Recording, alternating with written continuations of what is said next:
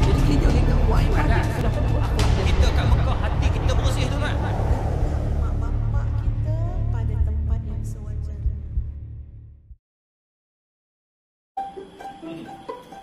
Hai, mana ni? Orang habis kuliah. Tak termenung kan? Okey. Jangan risau. Ikut Ustaz, kita pergi seminar Cintaku Til Jannah 10 Disember, hari Sabtu, bermula 8 pagi sampai petang. Bagus ni, dekat mana? Nasyurul Quran Putrajaya. Sebab ada Datuk Hafizah Musa, ada Ustaz Abdul Khairi. Dia je kau hilang lah aku. Tu ada Abang Syamsul Ban. Minat ni empat-empat. Tu lah. Bawa ke rumah. InsyaAllah. Ada tu penyelesaian, jangan risaulah. Ada biasa kahwin ni mesti akan ada masalah. Ustaz pun ada masalah. Tu baru Ustaz masuk sini. Jangan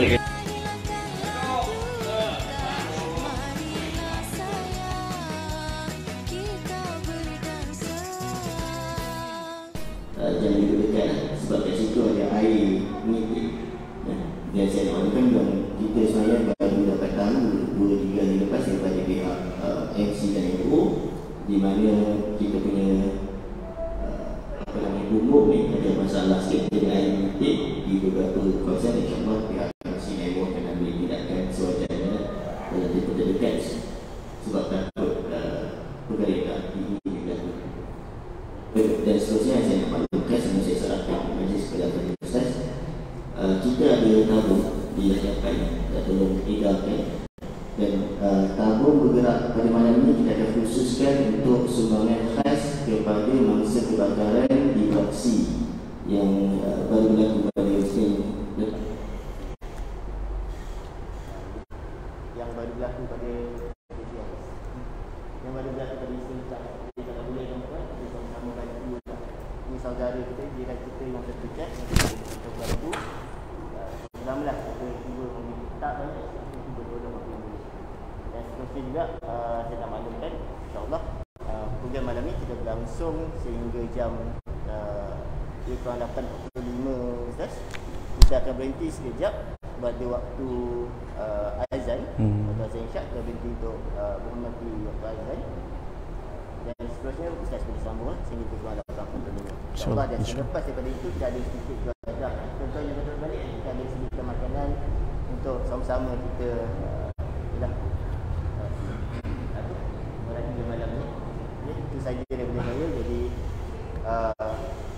saya seterusnya serahkan majlis kepada Al-Fadil bersama Jejur untuk menyampaikan ceramah. Kita silakan kepada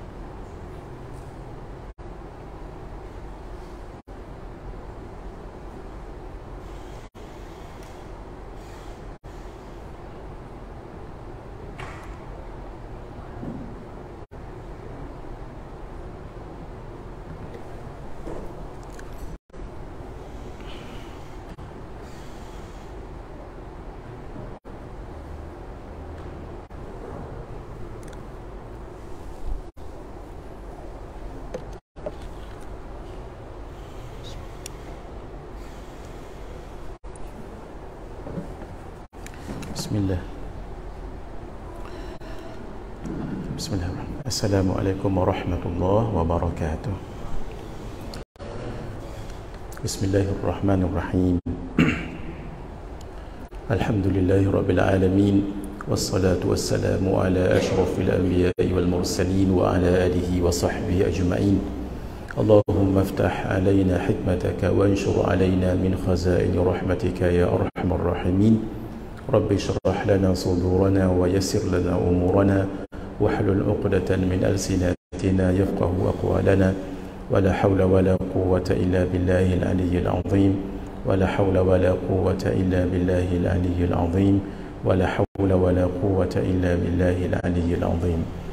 اللهم انفعنا بما علمتنا وعلمنا ما ينفعنا وزدنا علما وارزقنا فهما. نسألك فهم النبيين وحفظ المرسلين وإلهام الملائكة المقربين واهدنا بهداية العارفين وانشر علينا من خزائن رحمتك يا أرحم الراحمين. وصلى الله على سيدنا محمد وعلى آله وصحبه أجمعين والحمد لله رب العالمين. نوينا التعلم والتعليم والتذكر والتذكير والنفع والانتفاع والإفادة والاستفادة والحث على التمسك بكتاب الله وسنة رسوله صلى الله عليه وآله وصحبه وبارك وسلم والدعاء إلى الهدى والدلالة على الخير ابتغاء وجه الله ومرضاته وقربه وثوابه. Alhamdulillah, pertama sekali saya bersyukur kehadrat Allah Subhanahu wa taala dapat hadir malam ini memenuhi jemputan daripada surau Al-Imam Abul Hasan Al-Asy'ari rahimahullahu rahmatan wasi'ah. Saya baru dapat berita tadi daripada saudara Ikram yang bagi tahu pada saya almarhum Pak Sumit meninggal dunia petang tadi. Saya baru tahu juga beliau seorang al-arif billah, seorang ahli hikmah dan orang yang banyak menasihati hati orang-orang yang datang menziarahinya. Kita baca suratul Fatihah khusus untuk almarhum Pak Sumit. Ala hadhihi niyyah wa ala kulli niyyatin salihah. Al-Fatihah. A'udzu billahi minasyaitonir rajim. Bismillah. Alhamdulillahi rabbil alamin arrahman. Iyyaka na'budu wa iyyaka nasta'in ihdinas siratal mustaqim. Siratal ladzina an'amta 'alaihim ghairil maghdubi 'alaihim waladdallin. Kita kehilangan seorang yang sangat berwibawa dalam dunia kerohanian.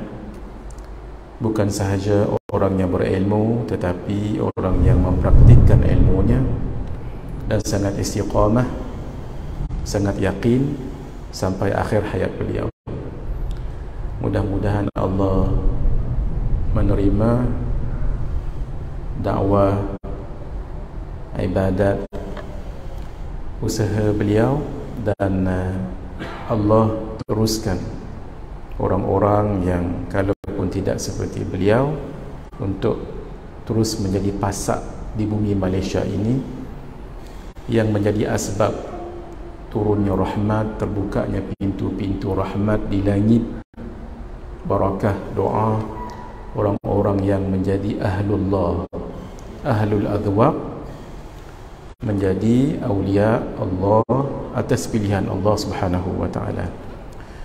Malam ini saya akan bicarakan sesuatu tentang kematian berdasarkan Kutaib ataupun buku kecil ini, 40 hadis peringatan tentang kubur dan kematian. Pun begitu, saya akan sentuh dalam 2-3 hadis sahaja. Yang selebihnya nanti boleh tuan-tuan puan-puan lihat dalam buku ini. Nanti siapa yang berkeinginan untuk memilikinya di luar sana nanti. Syekh Abu Ali Ad-Daqqaq ada dekat sini. Beliau menyebutkan man akthara min dhikril maut sesiapa yang banyak mengingati mati, ukrima bi thalathati asya'in, akan dimuliakan dengan 3 perkara. Ta'jilit taubah, dia akan segera bertaubat. Wa qana'atil qalbi, merasai hati yang cukup. Wa nasyatil ibadah, dan rajin beribadah. Ini buah daripada mengingati kematian. Mengingati kematian itu suatu yang baik, tapi banyak mengingati kematian itu tentu lebih baik. Serupa kalau baca Al-Quran itu baik, tapi banyak baca Al-Quran itu lebih baik. Bersalawat ke atas Sayyidul Wujud, baginda Rasulullah sallallahu alaihi wa alihi wa sahbihi wa baraka wa sallam, itu baik. Tetapi banyak bersalawat itu lebih baik. Sebab itu rahsia Syekh Abu Ali Ad-Daqqaq ketika beliau menggunakan man akthara, boleh sahaja kalau beliau nak guna man dzakaral mauta, tetapi beliau guna man akthara min dzikril mauti. Demikianlah orang yang Allah sirami kerohanian mereka itu sehingga merasa kesejukan, kurniaan daripada Allah, lalu mereka diilhamkan setiap patah perkataan punya makna dan maksud. Maksud banyak mengingati mati itu bukan menyebut mati, mati, mati. Sebab kalau begitu ia tidak memberi manfaat.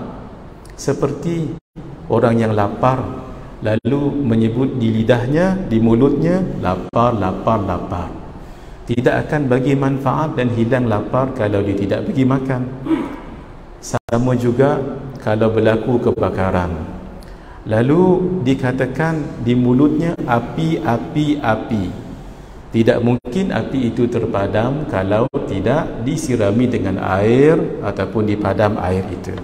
Sama, mengingati kematian bukan dengan menyebut mati-mati itu, tetapi selalu ingat di keadaan kehidupannya, walaupun dia bekerja, diselangi diingat akan kematian itu, sehingga pekerjaannya, perusahaannya, apapun yang dia lakukan itu semua persediaan nanti selepas kematian. Kerana itu yang dikatakan akhirat adalah sesuatu yang memberi kebaikan selepas kematian. Yang dikatakan dunia sesuatu yang tidak memberi kebaikan selepas kematian. Itu yang disebut oleh Syekh Abdul Qadir Ibn Abdul Muttalib Al-Mandili Al-Makki dalam kitab beliau Penawar Bagi Hati. Kerana itu sesuatu yang bagi kebaikan selepas akhirat itu namanya akhirat. Silakan untuk memiliki sesuatu kemewahan, katalah kereta yang agak mewah, agak sedap, tetapi digunakan untuk bekerja dengan ikhlas, jujur, pergi ke majlis ilmu yang bermanfaat. Ada 7 ciri ilmu yang bermanfaat disebut oleh Al-Imam Hujjatul Islam wa Barakatil Anam Zainuddin Abi Hamid Muhammad ibn Muhammad Al-Ghazali dalam kitab beliau Ihya Ulumuddin, dan dalam kitab beliau Bidayatul Hidayah, disyarahkan oleh Syekh Abdul Samad Al-Falimbani di dalam kitab Hidayatus Salikin fi suluki maslakil muttaqin. Kereta yang sedap tadi digunakan untuk ziarah mak ayah yang masih hidup, orang-orang saleh, pergi ke majlis yang mengingatkan kita kepada Allah, mendekatkan diri kepadanya, juga membesarkan Allah, juga membesarkan Rasulullah sallallahu alaihi wa alihi wasahbihi wa baraka wa salam, majlis-majlis salawat, majlis-majlis madaih dibacakan. Ini walaupun tadi keretanya mewah, keretanya besar, tapi digunakan untuk hal akhirat, maka itu namanya akhirat, walaupun bendanya dunia. Tetapi kalau perkara itu zahirnya seperti bentuk akhirat, tapi ada niat dunia, itu dunia. Contoh, mengajar sebegini, baca kitab dan sebagainya, bagus. Tetapi kalau niat untuk meraih pujian, sanjungan, untuk mendapat habuan dunia, material, pangkat, jawatan dan sebagainya, maka niatnya tak elok tadi itu, walaupun mengajar bab dunia, bab akhirat, tapi itu adalah dunia. Itu yang disebut oleh Syekh Abdul Qadir bin Abdul Muttalib Al-Indonesi. Sebab itu pernah Syekh Ahmad bin Idris yang dinisbahkan padanya tariqah Ahmadiyah, tariqah Idrisiyah, dalam pandangan kasyaf beliau ketika itu, beliau mengatakan berapa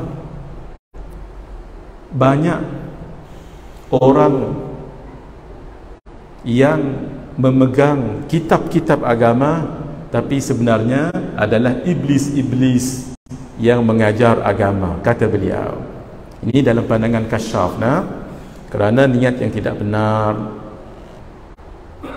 tujuan yang tidak betul, menyebabkan niatnya lari daripada asal yang bentuknya adalah akhirat. Sebab itu kita kena betulkan niat kita masing-masing. Islam tidak pernah melarang seseorang daripada kemajuan. Silakan punyai harta, silakan punyai kemewahan, tetapi itu dibawa jalannya ke akhirat. Tidak ada yang boleh mengalahkan kekayaan Sayyidina Uthman bin Affan. Demikian Sayyidina Abdul Rahman bin Auf, kayanya itu. Tetapi mereka itu yang disebut rijalun la tulhihim tijaratun wala bai'un an dzikrillah. Orang-orang yang tidak dilalaikan mereka itu oleh perniagaan daripada ingat kepada Allah Subhanahu wa taala. Jadi ni'mal malis salih li rajulis salih. Sebaik-baik harta yang baik pada tangan orang yang baik. Sebab itu siapa yang bermuamalah dengan dunia tapi hatinya akhirat, maka itu dianggap sebagai dia ingat pada akhirat.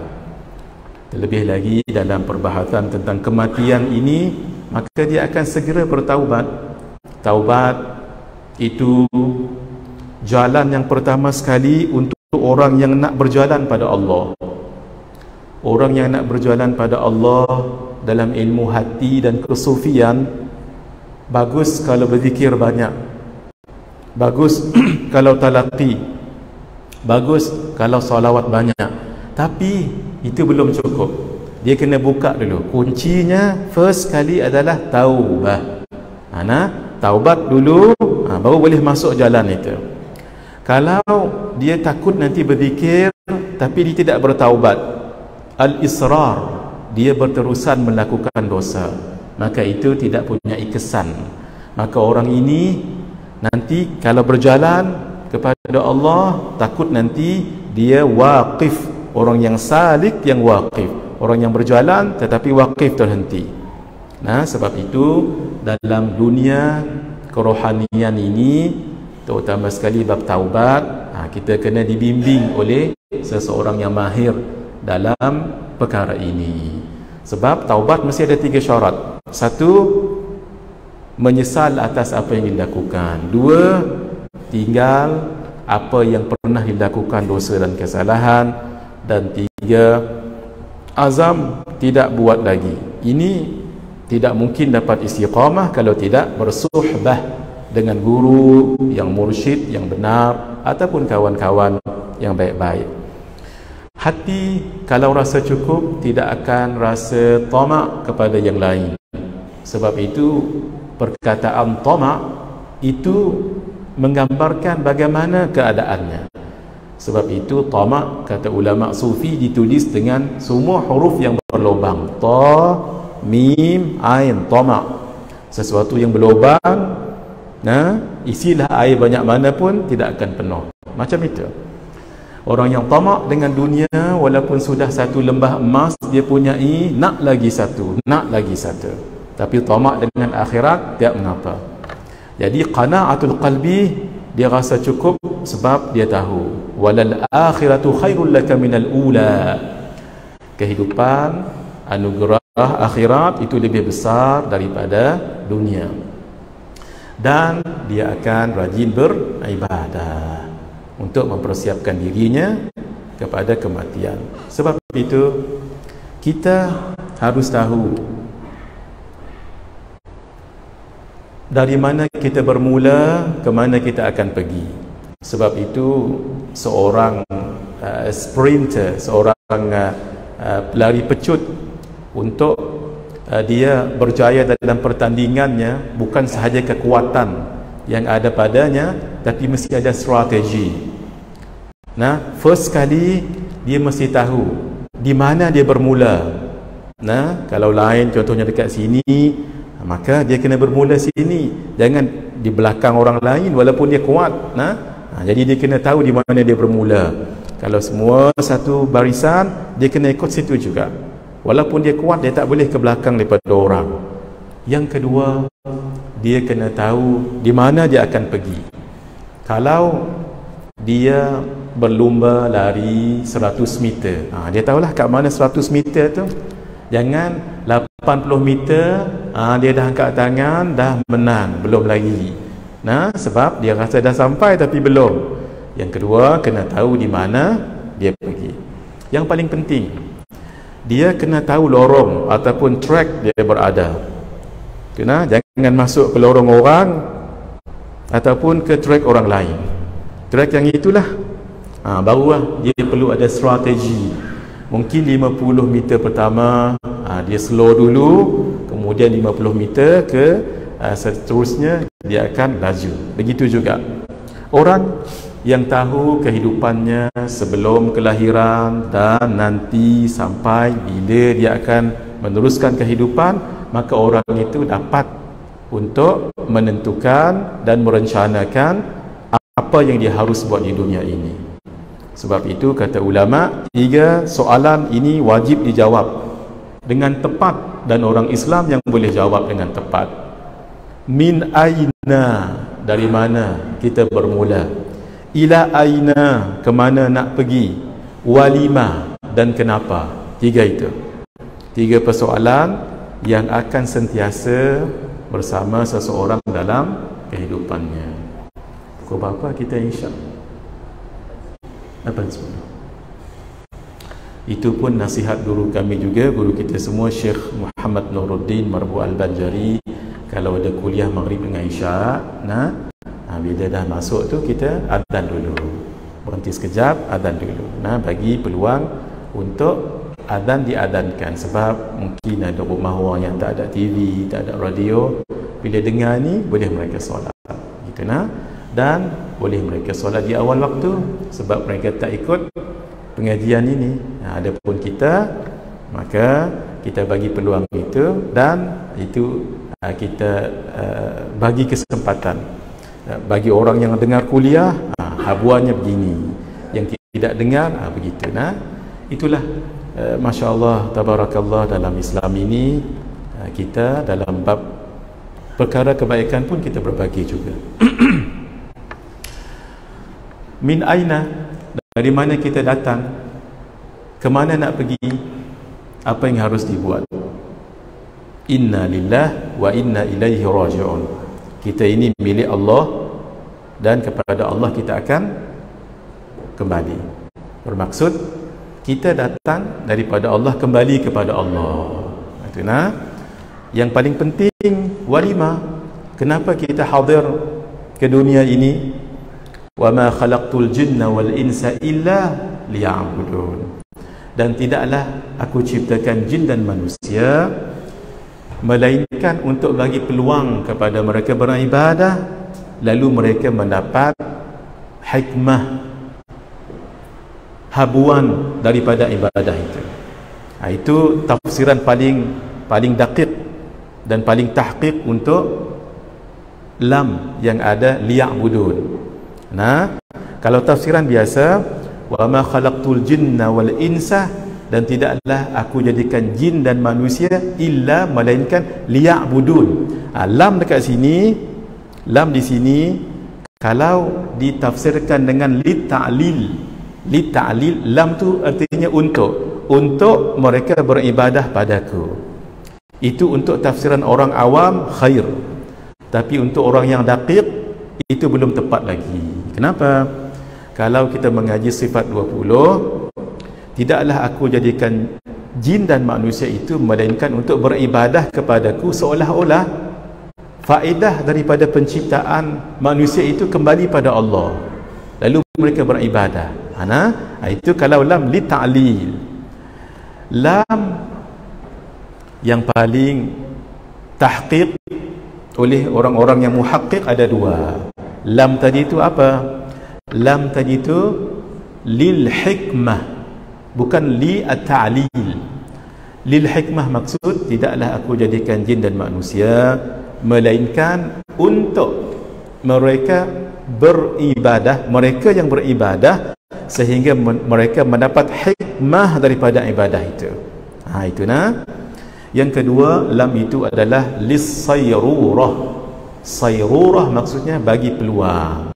Jadi tafsirannya, tidaklah aku jadikan jin dan manusia itu melainkan untuk bagi peluang mereka beribadah, sehingga dengan ibadah asbab mereka mendapat kurniaan, keridaan, kurniaan pahala, kurniaan syurga daripada Allah. Jadi ibadah tadi itu akan kembali faedahnya pada manusia, bukan pada Allah. Demikian itu. Hadirin, bila kita tahu kita bermula dari mana dan akan ke mana, apa harus dilakukan, insya-Allah track record kehidupan kita akan bagus. Karena itu kita berasal daripada alam arwah, alam roh. Kemudian kita masuk ke alam rahim kandungan ibu. Lalu kita berada di alam sekarang ini namanya alam dunia. Sinilah kita berada sekarang. Berapa lama? Itu mengikut apa yang telah ditentukan oleh Allah. Kemudian mau tak mau kita akan berada di satu alam namanya alam barzakh, yang ghalibnya selalunya disebut dengan alam kubur. Walaupun sebenarnya alam kubur itu ghalib sahaja. Selalunya orang meninggal dunia ada kubur, tapi ada orang yang meninggal tak ada kubur. Sebab itu mana alam mereka, tetap mereka berada satu alam, iaitu alam barzakh. Barzakh maksudnya batas dunia dengan akhirat. Inilah kita yang disebut dengan kiamat kecil. Kemudian hari kebangkitan, inilah namanya bermula kiamat besar yang sebenar, akan dikumpulkan di padang mahsyar untuk mendapat syafaat. Mudah-mudahan kita semua mendapat syafaat Rasulullah sallallahu alaihi wasallam. Allahumma amin. Nanti saya akan kongsikan satu salawat di akhir nanti. Jadikan salawat ini salawat yang kita ucapkan setiap hari. Sebelum takut lupa, tuan-tuan ikut saya. Allahumma salli ala sayyidina Muhammad wa anzilhu al-maq'ada al-muqarraba indaka yaum al-qiyamah. Hadis ini riwayat al-Imam Tabrani. Man qala, sesiapa yang membaca Allahumma salli ala Muhammad wa anzilhu al-maq'ada al-muqarraba indaka yaum al-qiyamah, wajabat lahu syafa'ah. Wa fi riwayatin wajabat lahu syafa'ati. Siapa yang baca salawat tadi, Allahumma ya Allah salli rahmatilah. Salawat ada 3. Al-Imam Al-Munawi di dalam kitabnya Faidul Qadir, juga Al-Imam Tirmidzi menyebutkan salawat ada 3 dengan 3 makna daripada 3 sumber. Salawat daripada Allah rahmat. kepada Nabi. Salawat daripada malaikat mohon keampunan, tapi bukan daripada dosa, sebab Nabi maksum. Maksud khilaf begitu. Dan salawat daripada umat maksudnya dimohon diangkat darajat kedudukan Rasulullah sallallahu alaihi wa sahbihi wa baraka wasallam. Sudah? Belum lagi. Baik. Allahumma salli ala sayyidina Muhammad. Ya Allah, rahmatilah ke atas penghulu kami Nabi Muhammad sallallahu alaihi wasallam. Dalam hadis tak sebut sayyidina, tapi sebagai adab kita sebut sayyidina. Begitu disebut oleh Syekh Abu Bakar Shatta dalam kitab I'anatul Talibin. Sebab taswid itu sayyidina, kita memuliakan Rasulullah sallallahu alaihi wasallam. Dan Allahumma salli ala sayyidina Muhammad wa anzilhu al-maq'ad al-muqarrab 'indaka yaumil qiyamah, dan tempatkan baginda di kedudukan yang paling hampir di sisimu pada hari kiamat. Pendek itu je. Nah, siapa yang baca wajabat lahu syafa'ah, maka wajiblah baginya syafaat. Nah, baik. Hisab, penyurahan catatan amal. Bismillah. Bismillah. Kita azan dulu lah sana. 2 minit. Bismillah.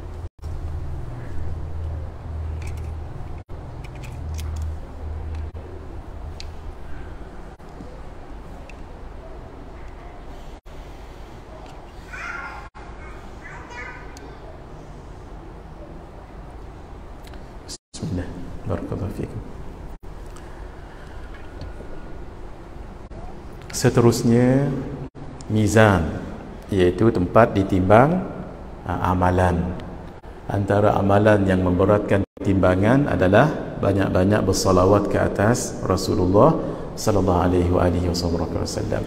Kemudian melalui titian sirat, kemudian akan meminum air daripada telaga Haud, telaga Rasulullah sallallahu alaihi wasallam, telaga Kautsar. Barulah selepas itu sama ada orang itu masuk ke syurga. Mudah-mudahan kita semua masuk syurga. Allahumma ja'alni wa ja'alkum minhum.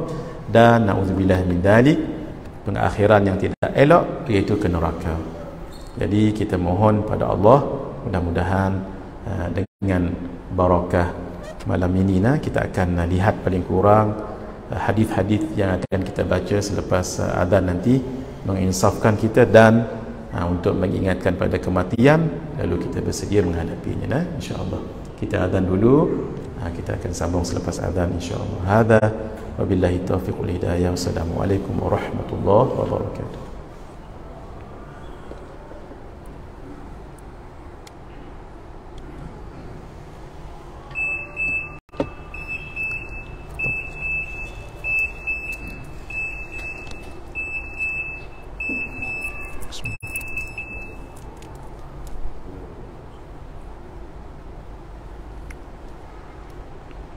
Allahu Akbar, Allahu Akbar, Allahu Akbar,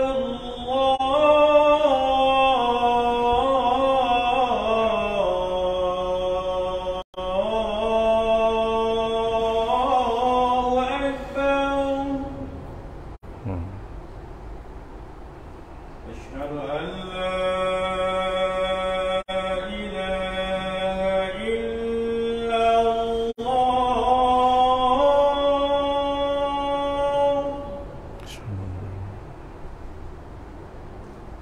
أشهد أن لا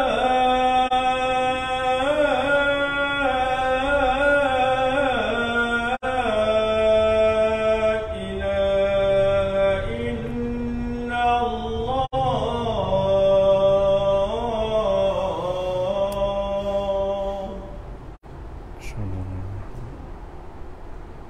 أشهد أن محمدا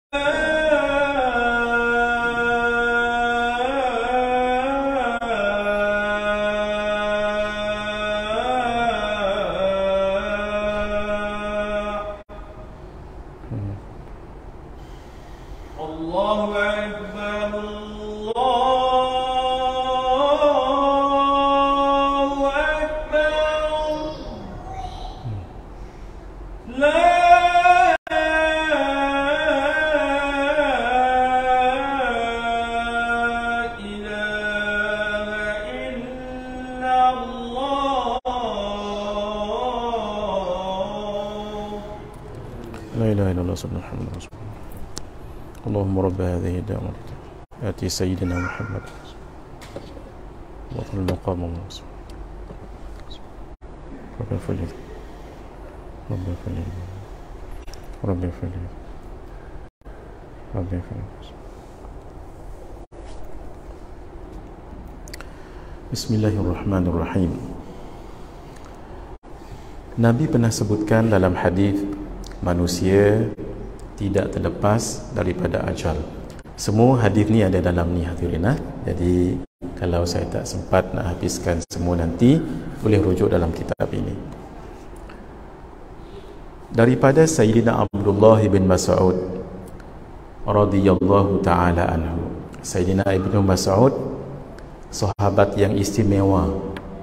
Maksud, kalau sahabat-sahabat yang lain, orang Arab biasanya badan yang besar dan tinggi, tapi Sayyidina Ibnu Mas'ud ini orangnya kecil je, orangnya Masya Allah, betisnya kecil je.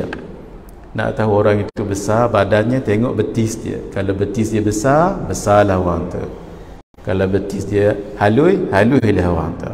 Beliau antara yang halus betul, tapi beraninya Masya Allah.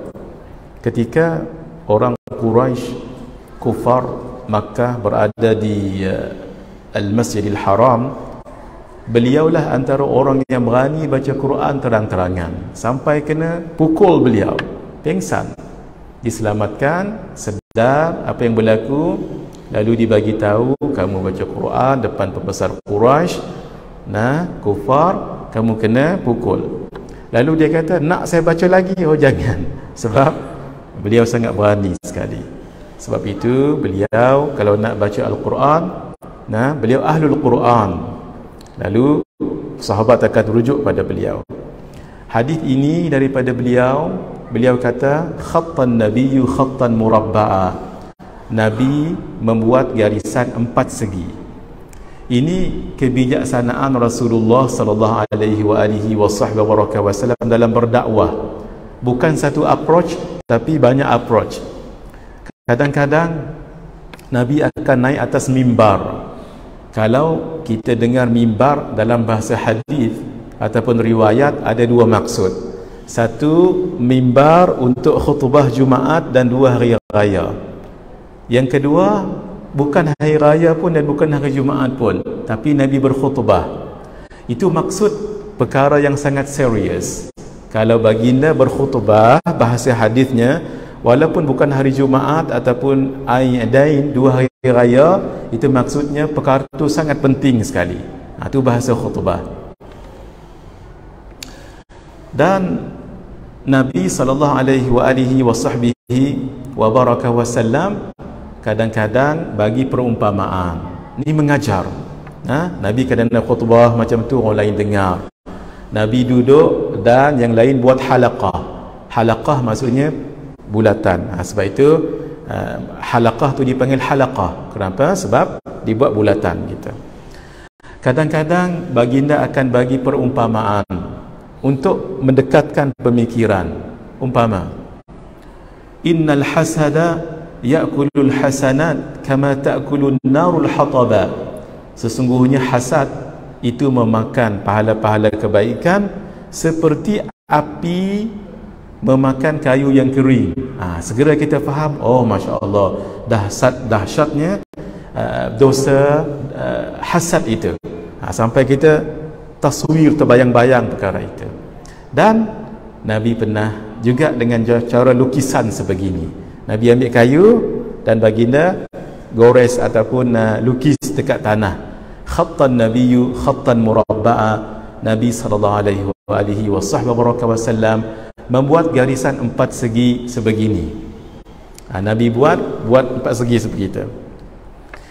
Wa khattan fil wasati kharijan minhu.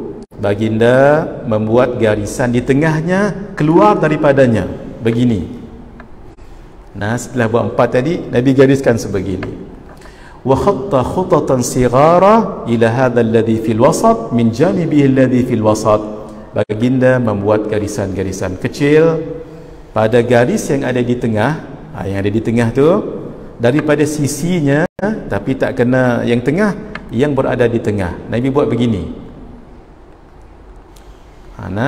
Nabi buat berapa tu wallahu alam, tapi dalam hadis menyebut khutatan sighara, garis yang kecil-kecil. Yang kedua, inilah seorang murabbi kepada umat ini, malah manusia keseluruhannya. Baginda buat begini bukan tinggalkan sahaja sehingga sahabat tertanya-tanya apa ni, apa makna ni. Tak, baginda explain. Setelah buat explain, itu seorang pendakwah yang baik. Maksud dilontarkan satu idea kemudian di-explain, jangan ditinggalkan umat tak tahu apa yang sebenarnya. Nabi bagi tahu. Setelah lukisan tadi, baginda katakan, hadzal insan, ini adalah manusia. Hak mana? Hak tengah tu. Ini manusia. Wa hadza ajaluhu muhitun bihi aw qad ahata bih. Ini ajal yang mengelilinginya atau telah mengelilinginya. Maksudnya ajal tu akan surrounding dia itu, sama ada dia akan meninggal ataupun telah meninggal. Yang ini, yang 4 ini tadi itu. Yang 4 ini adalah ajal. Sebab itu orang tu meninggal bukan kerana sakit, bukan kerana pembunuhan, bukan kerana terjatuh, bukan kerana lemas. Itu asbab sahaja. Asbab yang lebih besar adalah ajal. Wa idza jaa ajaluhum fa idza jaa ajaluhum la yasta'khiruna sa'atan wa la yastaqdimun. Maka apabila datang ajal, itu nama ajal kepada mereka, satu kaum itu tidak di awal satu saat, tidak diakhiri satu saat. Ada pun yang tadi asbab-asbab sahaja. Buktinya berapa ramai orang yang sihat meninggal dulu daripada orang sakit. Orang yang sudah di hospital mungkin paralyzed berapa tahun, tapi orang yang ziarah tu yang meninggal. Orang yang kaya berapa ramai meninggal dulu daripada orang yang miskin. Begitulah, kiaskan pada yang lain. Kenapa? Ajal dah sampai. Kadang-kadang dia, sahabat ini ingin meninggal syahid dalam peperangan, tapi akhir meninggal di atas katil tanpa peperangan. Itu kenapa? Ajalnya sudah datang. Wa hadzal ladzi huwa kharijun amaluh. Yang keluar ini adalah angan-angannya. Yang ini angan-angan dia. Segera kita faham. Cuba lihat tuan-tuan, puan-puan yang dirahmati Allah, angan-angan itu kadang-kadang luar daripada batas ajal. Maksud tak dapat pun dia gapai amal itu. Amal maksudnya angan-angan meninggal dulu. Tapi sebahagiannya itu boleh juga dia gapai amal-amal itu. Jadi angan-angan biar realistik dan biar memberi kebaikan selepas kematian. Dan baginda sebutkan wa hadhil khutatus sighar al-a'rad, garisan hak biru tu, garisan kecil-kecil ini adalah ujian-ujian, obstacles dalam kehidupan. Fa in akhta'ahu hadha nahashahu hadha, kalau ia terlepas yang warna biru yang pertama tu, kalau terlepas inilah, pasti dia akan kena yang kedua. Wa in akhta'ahu hadha nahashahu hadha, kalau dia terlepas yang kedua, pasti kena yang ketiga. Terlepas yang ketiga, pasti kena yang keempat. Pasti. Kalau sudah ditentukan, ditakdirkan oleh Allah dengan sifat iradah dalam ta'alluq tanjizi qadim, pasti akan berlaku. Ketika hadith dengan sifat qudrah Allah dalam ta'alluq tanjizi hadith yang mengaji ta'alluq dalam sifat 20. Ini obstacles, ini semua ni. Sebab itu hidup ini memang menerima ujian daripada Allah Subhanahu wa taala. Ujian itu sama ada besar atau kecil, sama ada orang itu tahu jalan keluar ataupun tidak. Nah, sama ada orang itu berpedoman menghadapinya atau tidak, pasti ujian itu ada. Itulah namanya ardul bala wal fitnah. Ini dekat dunia ini adalah tempat ujian. Jadi hadirin, antara gambar yang kena ada kat rumah ni, kita kan letak foto-foto kat rumah tu, nah, perbahasan ulama di situ, nah, gambar-gambar pemandangan dan sebagainya, khair sahaja. Tapi salah satu gambar yang kalau boleh ada di rumah, gambar ini letaklah kat bilik tidur ataupun di ruang tamu. Jangan sangatlah nanti orang takut masuk rumah kita. Tempat mana-mana, ingat sentiasa, oh, kita manusia di tengah tu dikelilingi oleh ajal, kiri kanan adalah ujian-ujian, kadang-kadang tak dan pun angan-angan dah meninggal dunia. Supaya kita beringat selalu. Nah, ini antara lukisan yang boleh bagi peringatan dalam kehidupan. Paling kurang simpan dalam handphone, paling kurang. Kalau lara-lara, hati keras dok rasa, beramai pun rasa jadi lemah, tengok gambar ni supaya kita beringat pada kematian. Kafa bil mauti dzikra, cukuplah dengan kematian itu satu peringatan yang bagus, yang baik. Sekali Sayyidina Fudail bin Iyad berjumpa dengan seorang pakcik sekitar 60 tahun umur. Yam kam akhadta min umrik, wahai pakcik, berapa dah umur pakcik lah? 60 sanah, 60 tahun. Kata beliau, laqad salakta ila Allah 60 sanah fa khasyitu an tablugh. Kalau begitu, pakcik telah berjalan pada Allah menggunakan umur ni 60 tahun, dan saya bimbang pakcik telah sampai maksudnya sampai umur tu maksudnya. Hal arafta dhalik, adakah pakcik realize, tahu benda ini? Araft, ya saya tahu. Wa idza arafta annaka salakta ila Allah fa anta mawqufun. Kalau pakcik tahu, kata Sayyidina Fudail bin Iyad, yang pakcik berjalan kepada Allah, pasti orang yang berjalan akan berhenti. Fa anta mawqufun, tuan ataupun pakcik akan berhenti. Araft, ya saya tahu. Wa idza arafta annaka mawqufun fa anta mas'ulun. Kalau pakcik tahu yang pakcik akan berhenti atas nama kematian, maka pakcik akan ditanya apa yang dilakukan dahulu. Araft, ya saya tahu, dia masih lagi rasa macam biasa-biasa aja. Lalu kata Fudail bin Iyad, fa idza arafta annaka mas'ulun fatu'id li su'ali jawabah. Kalau pakcik tahu yang pakcik berhenti, satu, akan ditanya, dua, yang ketiga, pakcik kena bersedia dengan jawapan. Kalau tanya saja tak apa, tapi mesti ada jawapan. Ketika itu baru dia ingat. 60 tahun hidup di dunia ni, banyak taat ke banyak maksiat? Banyak ingat Allah ke banyak ghaflah? Banyak kebaikan ke banyak keburukan? Lalu dia ingat semuanya negatif, banyak yang tak elok dia buat. Ketika itu datang penyesalan, dia pun menangis, ya Fudail ainal mafar. Wahai Fudail, dia merasai yang kehidupannya banyak ke arah lara, hak tak elok. Lalu dia kata, ya Fudail ainal mafar, wahai Fudail, apa jalan keluar? Kata Imam Fudail bin Iyad, i'mal ma baqiya yughfar laka ma madha. Buat beramal dengan umur yang berbaki ini, Allah akan ampunkan yang telah dahulu. Innal hasanat yudhibna sayyiat. Sesungguhnya kebaikan-kebaikan itu memadam akan dulu keburukan-keburukan yang dahulu. At-taibu minadz-dzambi kama la dzambalah. Orang yang bertaubat daripada dosanya seumpama tidak berdosa lagi. Gitu nah. Kullu bani Adam khata'un wa khairul khata'in at-tawwabun. Setiap anak Adam itu manusia, buat dosa dan kesalahan, dan orang yang bertaubat daripada dosanya akan diampunkan oleh Allah Subhanahu wa taala. Peristiwa daripada nazak sakaratul maut dan selepas dicabut nyawa. Hadis daripada Sayyidina Al-Barra ibn Azib. Kerana masa kita tak berapa nak cukup, tuan-tuan, saya rumuskan sahaja. Hadis yang panjang ini ada dalam kitab kita ni. Nanti boleh rujuk keadaan roh ketika mula-mula dicabut oleh malaikatul maut. Ini setiap orang mesti akan lalui. Saya buat rumusan.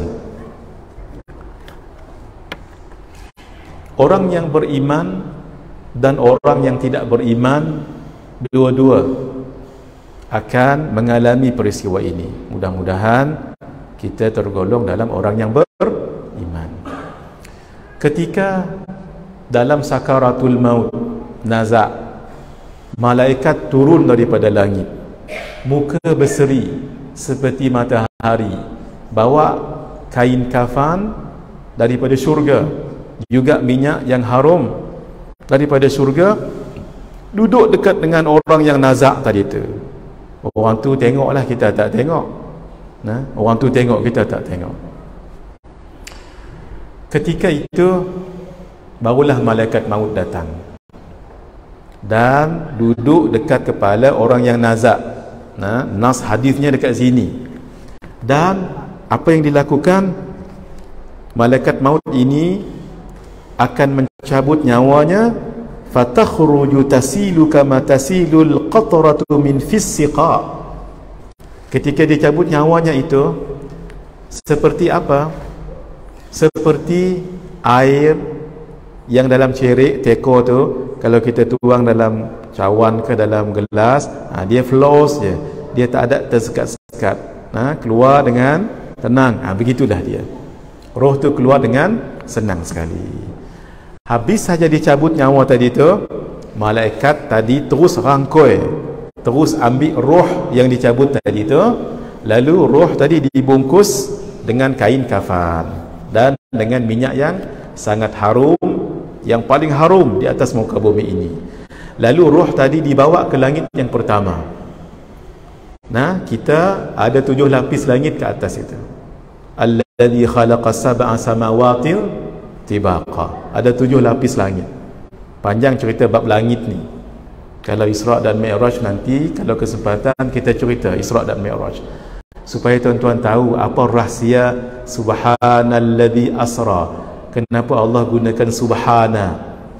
Banyak peristiwa dalam Al-Quran, penciptaan Nabi Adam alaihi salam, cerita Nabi Musa dengan Bani Israel, Al-Baqarah itu sampai 3 juzuk. Penciptaan langit dan bumi dan seluruhnya. Kenapa Allah tidak mulakan satu pun kisah-kisah tadi dengan subhana? Subhana ini dalam ilmu balaghah disebut kalimatul ijaz. Kalimat yang redaksinya ringkas tapi very precise meaningnya, very deep meaning. Yang itu kalau nak syarah panjang. InsyaAllah tahun depan Isra' dan Mi'raj. Tak berjanji kerana saya dah tersebut ni. Kalau surau Al-Imam Abdul Hasan Al-Asy'ari jemput, insya-Allah saya akan cuba luangkan masa. Tapi berjanjinya tak Ustaz kerana dah tersebut ni. Tuan-tuan kalau tengok dari segi huraian dan slide sebegini tentang langit-langit tu, kita rasa lain. Saya pernah syarah di beberapa tempat dan masing-masing minta slide tadi. Nah, sebab yang kita baca selalu tu allazi khalaqa sab'a samawatin tibaqa, itu bukan sebarangan. Di atas kita ni ada 7 lapis langit. Nah, 1, 2, 3, 4, 5, 6, 7. Baru atasnya lagi, itulah langit. Lepas tu tak ada langit lah, tapi atas tu ada sidratul muntaha. Atasnya lagi ada mustawa. Atasnya lagi makhluk paling besar alal itlaq, iaitu arash. Nah, langit yang pertama tu besarnya disebut oleh al-Imam Al-Alusi di dalam kitabnya Ruhul Ma'ani, disebut oleh Syekh Mula Ali Qari dalam kitabnya Mirqat Al-Mafatih, syarah kepada kitab Mishkat Al-Masabih, disebut oleh Al-Imam Al-Baihaqi dalam kitabnya Tahdhib Al-Asma' Was-Sifat, dan ulama-ulama lain. Langit pertama ni besarnya, bumi yang kita duduk sekarang, kalau letak di situ kahalqatin fi falah, seperti satu cebisan besi di padang yang luas, mudah-mudah seperti satu cincin tengah padang pasir. Besarnya langit yang pertama tu. Langit yang kedua, langit pertama tu besar dah, letak di langit yang kedua sama, kahalqatin fi falah, seperti cebisan besi ataupun potongan besi, cincin lah kita kata, di tengah padang pasir. Walhal besar dah langit pertama tu. Boh langit yang kedua besar tu ya tinggal. Langit yang ketiga, langit yang kedua tadi besar, boh yang tu hanyalah sebesar cincin tengah padang pasir. 4 koi besar, 5 koi besar, 6 koi besar, paling besar langit yang ke-7. Kenapa? Langit yang ke-6 yang sudah besar itu letak di situ hanyalah sebesar cincin tengah padang pasir. Nah, yang itu tahun depan kita cerita. Bawa langit yang pertama, lalu malaikat tanya, "Ma hadza ruhut tayyib?" Apakah martabat roh yang baik ini? Lalu dibuka pintu langit. Malaikat di setiap langit pertama iring roh tadi tu dan menyebut-nyebut kebaikannya. Bayangkan kalau kita diiring orang kan rasa seronok. Dulu kan waktu jadi raja sehari dulu, ingat kita, dibawa orang, Masya Allah, dengan kompang semua sekali, dengan bunga-bunga berterbangan, tisu pun kena agak muka, seronok sangat orang. Nah, itu diiring oleh manusia. Ni siapa yang iring ni? Malaikat. Pertama, 2, 3. Langit pertama tu diiring malaikat sampai langit yang kedua tembus. Malaikat di langit yang kedua iring sebab malaikat duduk dekat langit. Nah, dan ada juga malaikat yang di muka bumi ini, sayyahin. Sampai langit yang ke-7, Allah perintahkan kitab amalannya ke illiyin dan dikembalikan roh ke jasad. Saya nak bagi tahu ni apa? Mudah-mudahan kita dapat pengalaman sebegini. Satu. Nah, yang kedua, memang siapa yang mengalami pengalaman, maybe orang yang kita sayangi meninggal depan mata kita. Al-Faqir sendiri ada pengalaman ini. Nah, ayah meninggal depan kita setelah letih pakai alat pernafasan kerana COVID. Lalu bila dibuka atas nasihat doktor dan meninggal pun terkulai. Kita pun tak tahanlah sebagai anak, perasaan dengan orang tua mesti kita menangis kan. Sedih sangat-sangat. Hadirin, orang yang tadi, orang yang saleh tadi tu, kalau meninggal, inilah dia pengalaman dia. Kita yang menangis tadi tu, kalaulah ayah tadi tu, ibu atau sebagainya, kalau mereka boleh bagi tahu, depa pula yang tenangkan kita. Anak, sabar. Pak, baru tak sat, naik lagi pertama, 2, 3, 4, 5, 6, 7. Nah, dimuliakan Allah. Walaupun kita tengok dah terkulai tang tu, tuan guru kita ke apakah, macam sedih je kita. Tapi sebenarnya, kalaulah mereka boleh berbicara dan mereka bicara tentang ini, itu sangat mengembirakan. Nah, kerana itu guru kami Syekh Ahmad Fahmi Zamzam Al-Banjuri An-Nadiwi Al-Maliki, beliau sebut orang yang saleh ketika nazak meninggal dunia, Allah bagi kegembiraan. Ini dia antaranya.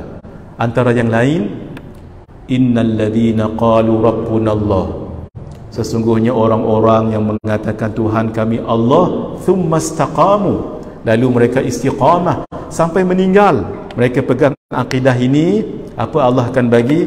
Tatanazzala alaihimul malaikah, ini turun malaikat-malaikat, maksudnya daripada langit, sesuai dengan hadis ini, turun dan berdepan dengan mereka. Inilah dia, sesuai dengan hadis ini, tatanazzala alaihimul malaikah, lalu malaikat ini bagi tahu alla takhafu wa la tahzanu.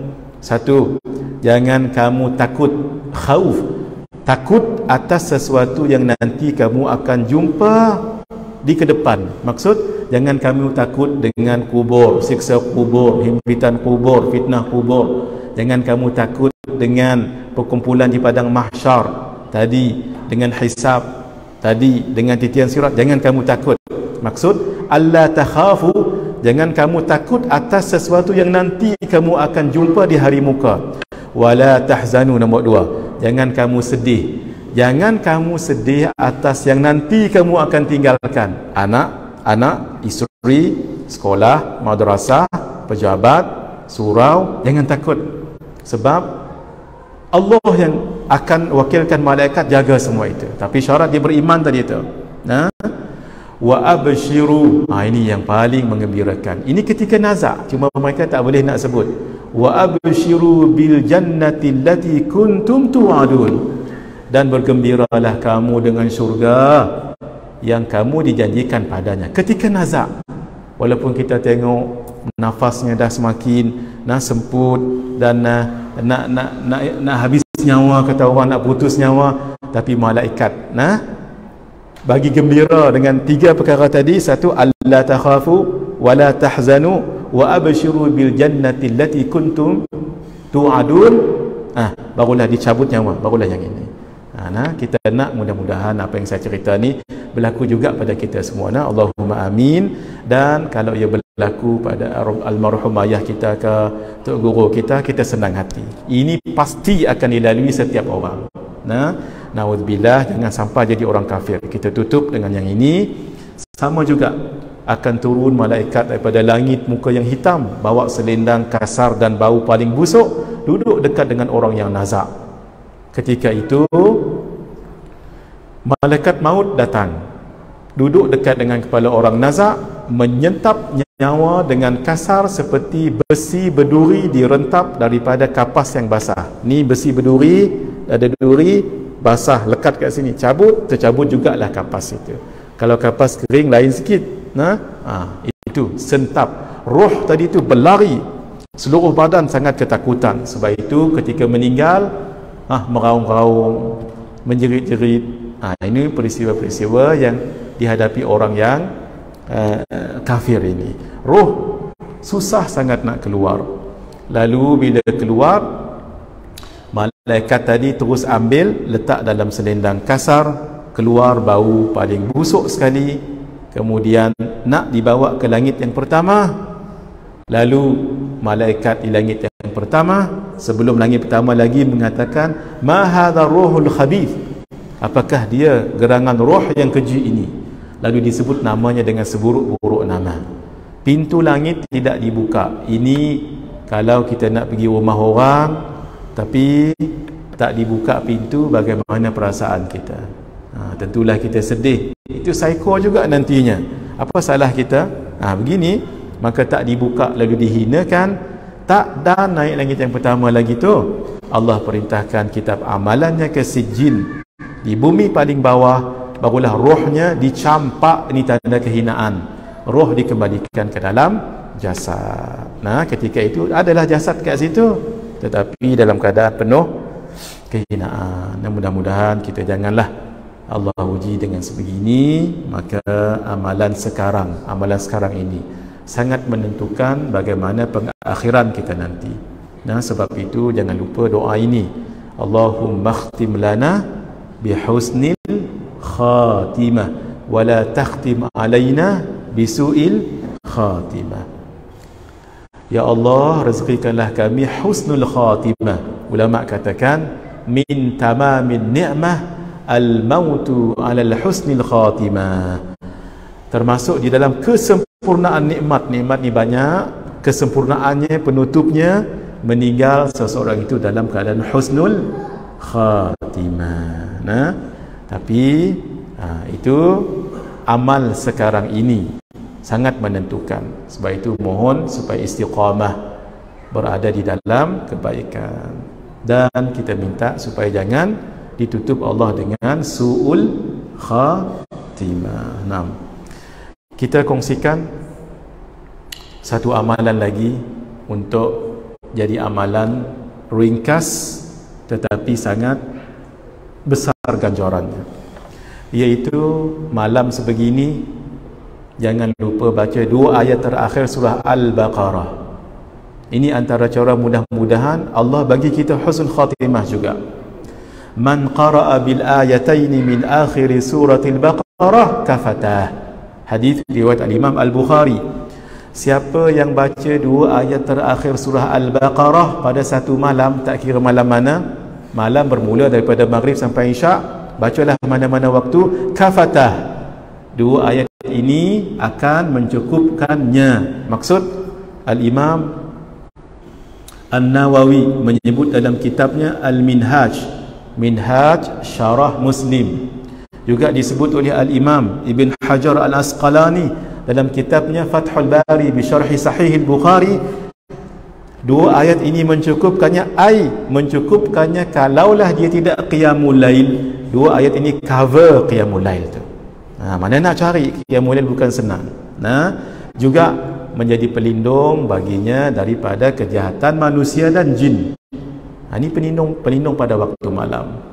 Juga dibagikan kelebihan-kelebihan yang besar, juga diberi kekuatan akidah, sebab 2 ayat ini mengandungi akidah. Apa di ayat itu? Amanar rasulu bima unzila ilaihi min rabbihi wal mu'minun sampai fansurna 'alal qaumil kafirin. Yang terakhir, kita amalkan satu istighfar, yang istighfar ini sangat besar ganjarannya. Sekali baca seramai orang mukmin, lelaki dengan perempuan. Disebut oleh Al-Imam Tabrani, Rasulullah sallallahu alaihi wasallam menyebutkan, man qala man istaghfara lil mu'minina wal mu'minat kataballahu lahu bi kulli mu'minin wa mu'minatin hasanatan. Siapa yang mohon ampun pada Allah untuk orang yang beriman lelaki dan untuk orang yang beriman perempuan, maka ditulis pahalanya seramai orang yang beriman tadi itu. Hadis ni umum, tak disebut daripada mana ke mana. Kalau daripada zaman Nabi Adam sampai sekarang, berapa bilion orang Islam dah ada. Ambillah, kita ambil paling kurang 2022 ni, orang Islam seluruh dunia, katalah orang beriman seluruh dunia, katalah 3 bilion, katalah.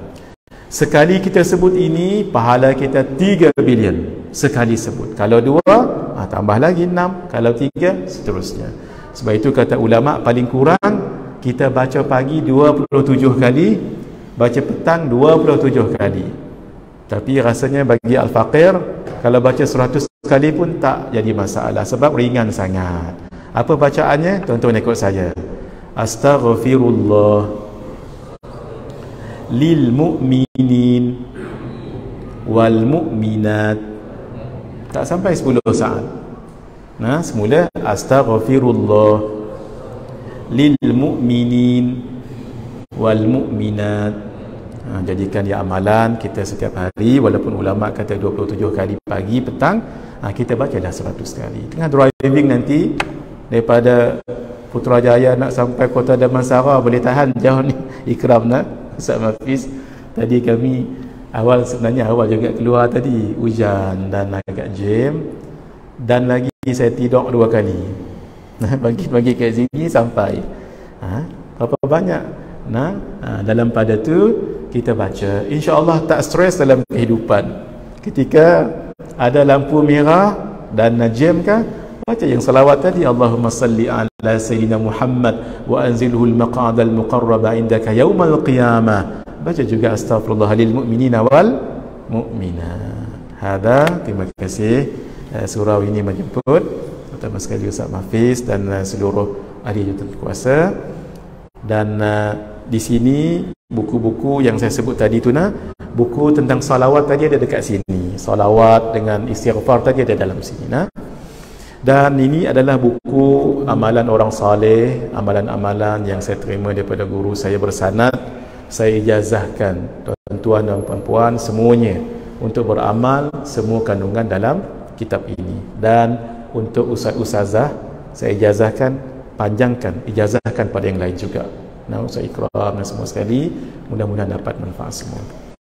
Hadza wabillahi taufiq wal hidayah. Wassalamualaikum warahmatullahi wabarakatuh. Bismillahirrahmanirrahim. Alhamdulillahirabbil alamin. Wassalatu wassalamu ala asyrafil anbiya'i wal mursalin wa ala alihi washabbihi ajma'in. Allahumma ij'alna minal ladzina yastami'una al-qawla fayattabi'una ahsana. Allahumma ya rabbi bijahi nabiyyikal mustafa wa rasulikal murtada tahhir qulubana min kulli wasfin yuba'iduna an musyahadatika wa mahabbatik wa amitna ala sunnati wal jamaah wa syauqi ila liqa'ika ya dzal jalali wal ikram. Sallallahu ala sayyidina Muhammad wa ala alihi wa sahbihi ajma'in. Walhamdulillahi rabbil alamin. Bisirril Fatihah.